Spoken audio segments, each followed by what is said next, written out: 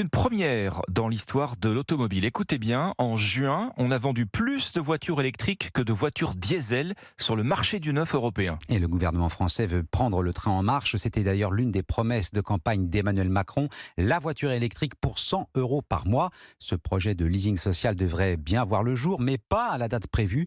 Le dispositif pourrait finalement entrer en fonction en fin d'année. Barthélémy Philippe, quels sont encore les obstacles à franchir ? Eh bien d'abord, les constructeurs. Certains ont le pied sur le frein par crainte du défaut de paiement ou tout simplement parce que leurs capacités de production sont insuffisantes. Les candidats sont rares et les modèles éligibles aussi. Il y en aurait trois, la future R5 électrique de Renault, la Peugeot i208 et la Citroën IC3. Mais les obstacles sont nombreux selon Dorothée Dérault, directrice des affaires publiques de Mobiliance. Comment est-ce qu'on parvient à un montant de 100 € par mois alors que les véhicules électriques coûtent beaucoup plus cher que les véhicules thermiques et notamment les véhicules français. 35 voire 40 000 €. Les principaux véhicules qui peuvent atteindre le loyer de 100 € par mois, c'est des véhicules d'origine asiatique. Le problème, c'est que le gouvernement ne veut plus subventionner des véhicules fabriqués hors d'Europe. Par ailleurs, l'exécutif veut ajuster la cible pour que le leasing profite aux ménages modestes, mais capables de payer un loyer de 100 € par mois.